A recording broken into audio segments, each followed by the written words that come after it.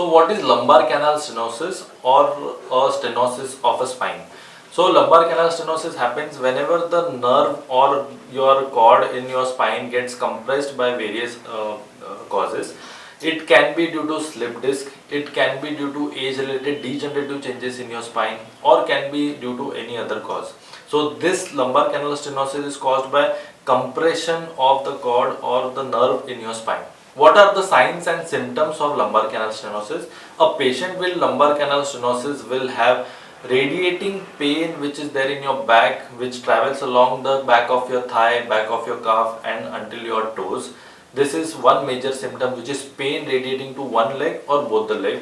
Second is he may have tingling, numbness or paresthesia.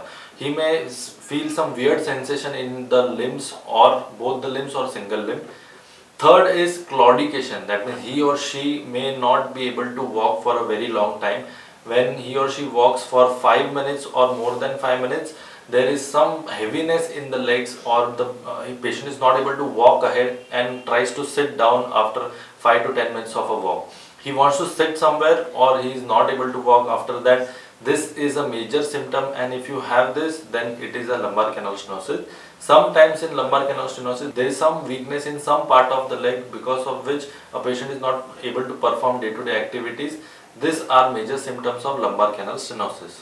Lumbar canal stenosis is a major problem in elderlies or old age people, because it's same like a knee problem, which is where there is wear and tear in the knee and patient gets operated for total knee replacement. Same thing happens for spine, where there is degenerative changes as in wear and tear in the spine, because of which the nerve in the spine gets compressed and because of which he is not able to perform his day-to-day activities. He has tingling, numbness in the legs, he is not able to walk for very long, he has pain in both the limbs. In such conditions, you have to go and meet a spine surgeon or consult a spine surgeon.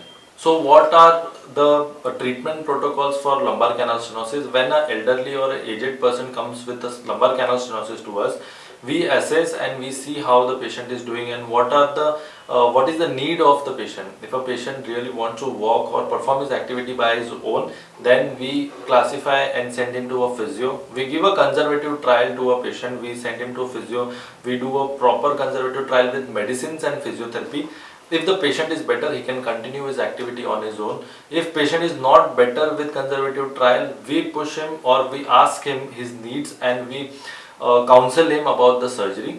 Once the surgery is counseled, we try to perform minimal invasive or endoscopic spine surgery in a lumbar canal stenosis.